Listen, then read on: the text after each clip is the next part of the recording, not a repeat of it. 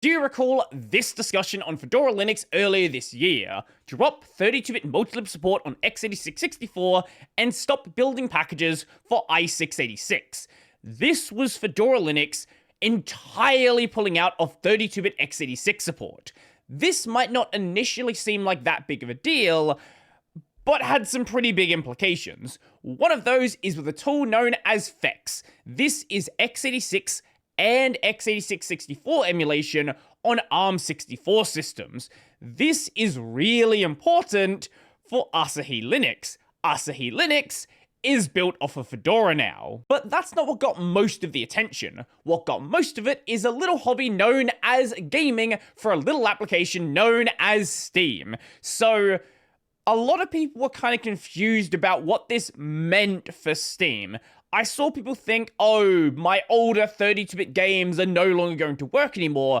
That's not entirely correct. Steam provides a 32-bit environment for these games to run in, so that wouldn't be a problem.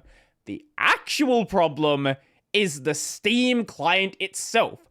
The Steam client is a 32-bit application on Linux. Not just on Linux, also over on the Windows side as well, and we'll get more to that in just a bit.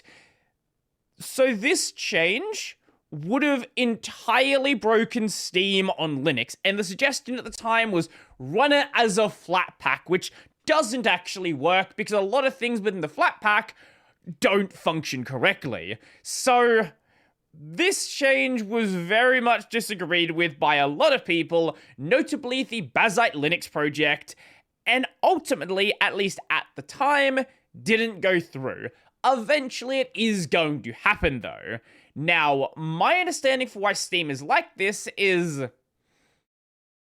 there wasn't really a drive to change it, and frankly, there still isn't much of a drive right now.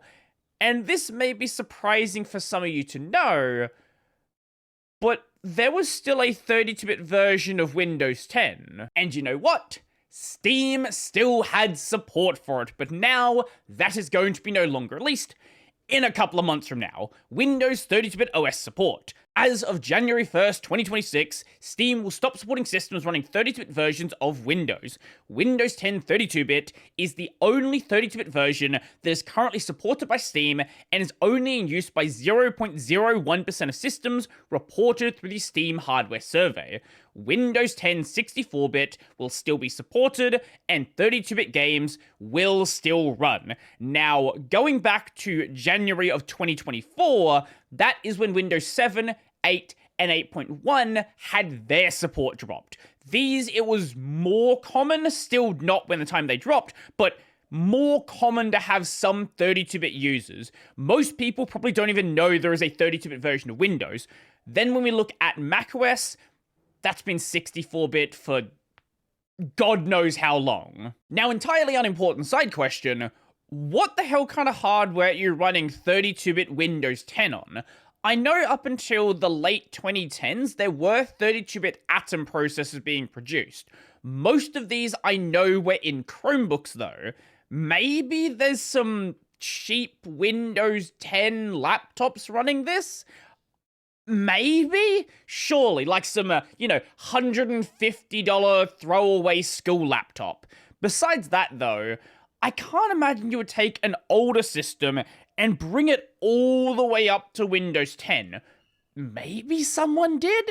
If you know anybody like that, please tell me the hardware they are running. Existing Steam client installations will continue to function for the near term on Windows 10 32-bit, but will no longer receive updates of any kind, including security updates. This is the same way that Windows 7, 8, and 8.1 were handled, and my understanding is there are still people running Steam on these platforms, but you've got to do a couple of workarounds to get things entirely working.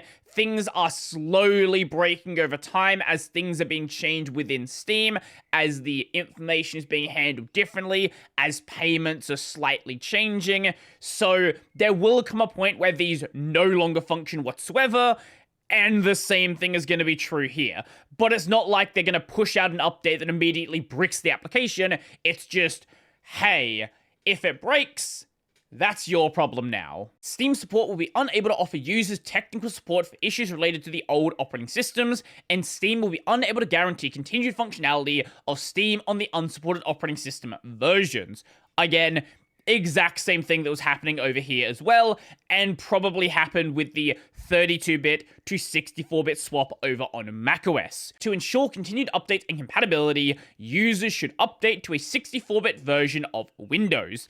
This change is required as core features in Steam rely on system drivers and other libraries that are not supported on 32-bit versions of Windows. Future versions of Steam will run on 64-bit versions of Windows only. We strongly encourage all 32-bit Windows users to update sooner rather than later. Now again, this is just about the operating system that Steam supports. It is not about whether you can play your 32-bit games or not.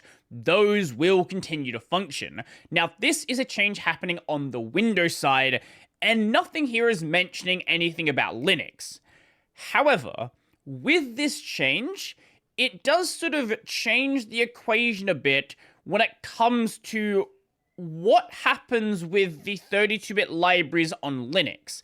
Not right now, but shifting down the line. Valve's own handheld, the Steam Deck, is obviously running a 64-bit processor and has a 64-bit distro. All major Linux distros, whether it be Ubuntu, Fedora, Arch Linux, Pop! OS, CachyOS, just take your pick, have been 64-bit either their entire life, or have been 64-bit for a very long time. Now, some distros do still have 32-bit x86 support around. Debian is phasing it out, and if we look at something like Gentoo, Gentoo supports everything. There are people that install Gentoo on a PS2, so Gentoo is always going to be a very special case where they just do whatever they want. But for most distros out there, if they have a 32-bit variant like Arch Linux, it is its own separate project sort of managed outside the main distro. And literally every new x86 computer you buy, whether it be a desktop or a laptop, is going to be x86-64, not the 32-bit version. This even includes taking a Chromebook and then going and installing Windows or Linux on it. Even those which held out for a very long time with weird 32-bit Atom processors, even those, every new system today, and for a couple of years now, has been a 64-bit system. And while Steam is a 32-bit application, on Linux, it only officially supports 64-bit distros. So this phasing out that was being done over on the Windows side, this was already done on Linux quite a while ago. So right now, we're in this kind of weird middle ground where all of the hardware, all of the distros are all 64-bit. And now all of the other operating systems Steam also supports, Windows and macOS, even Chrome OS at this point, are all 64-bit. So now everything around it is 64-bit, everything it supports is only 64-bit, and the Steam client is still a 32-bit application. Now, do note the specific phrasing in this update, because I've seen people think this is a lot more than it actually is. Steam will stop supporting systems running 32-bit versions of Windows. Users should update to a 64-bit version of Windows. Future versions of Steam will run on 64-bit versions of Windows only. Nowhere does it state that the Steam client is becoming a 64-bit application and finally alleviating that issue. My expectation here is basically nothing is going to happen. So Steam is going to keep doing what it's always done. It is going to be a 32-bit application running on a 64-bit operating system because Windows does provide those 32-bit libraries to keep Steam running and likely is going to until the end of time because you can technically run 16-bit applications on Windows. They might break in some ways, but you can technically do so. And nothing's actually gonna change here. It's just they're gonna only officially support these 64-bit operating systems, and maybe they'll introduce some more 64-bit dependencies over time that would break on a 32-bit system. But ultimately, it's still at its core gonna be a 32-bit application. Now, it's not like nothing at all will ever change, but Valve's hand kinda has to be forced, for example, with macOS 10.13 and 10.14 support. So these were the last versions of macOS which supported running 32-bit applications, and would you be surprised to know that Steam still exists over on macOS? It exists over on macOS because you don't get a say with Apple. You're either gonna do what Apple wants, or you're not gonna be on an Apple system. So over there, the problem doesn't exist. Now, it also broke 32-bit games over there, but that's a whole separate problem. The Steam client over there doesn't have this 32-bit problem, and there are so many developers which, even though macOS is a relatively small gaming platform, they will just work around whatever they need to do. For example, games with kernel-level anti-cheat. Apple just doesn't let you do that, but those games still work on macOS. They find ways to get the game to work over there because there is that, at least somewhat, even if small, somewhat return on investment. Even if my hopes are low, at least this is a step in the right direction, because now there is absolutely nothing tying them to a 32-bit application. The only reason it's 32-bit is they don't want to change it. They still want to make it a 32-bit application. Much like on the Windows side, Linux is also in a position to drop 32-bit support for Steam, and older games will not be affected. Mostly. Minor effect. In Wine, the software that powers Proton, there is a system known as WoW64. This is used for running 32-bit games and 32-bit software on a 64-bit version of Wine, obviously on a 64-bit system. This means that older games will not be affected. Mostly. So back in June, Arch Linux, which is the distro that SteamOS is based on, began transitioning over to a pure WoW64 build of Wine. And this is to slowly move away from that multilib dependency like we have over on Fedora.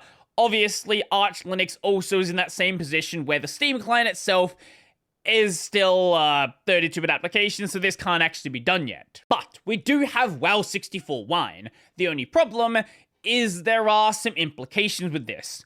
Some games that are built with OpenGL are going to perform a little bit slower. How much slower is really going to depend on the game, and considering they're older games, in most cases you're probably gonna be fine. I'm sure there's going to be some edge cases, I'm sure there's going to be some things to iron out. WoW64 is being improved upon, but that is worth noting.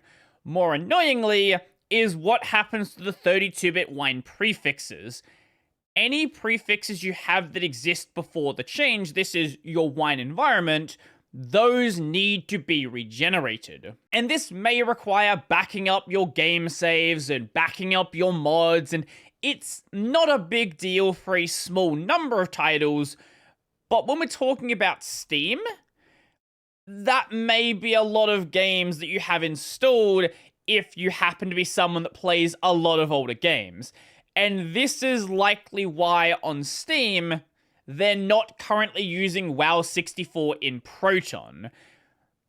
Whenever they push that change out, it is going to cause quite a bit of tension, it's going to cause quite a few regressions, and I'm sure they're just trying to, not think about the problem until they really need to. With all the 32-bit platforms that Steam could support no longer being supported as of a couple of months from now we raise the question, why is the Steam client not a 64-bit app?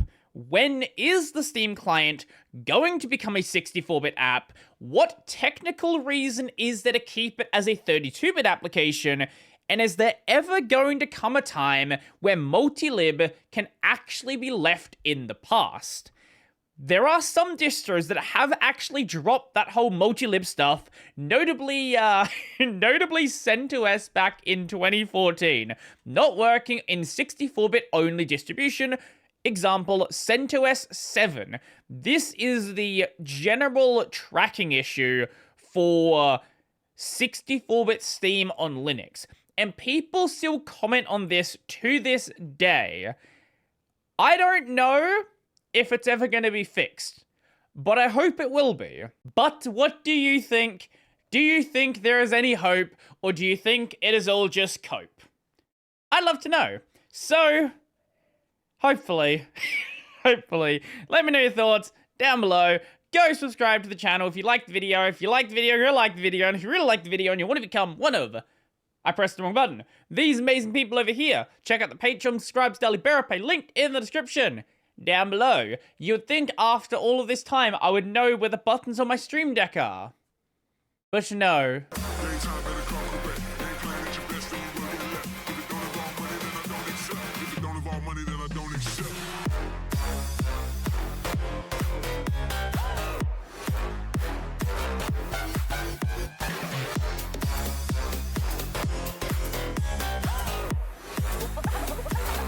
Something like this.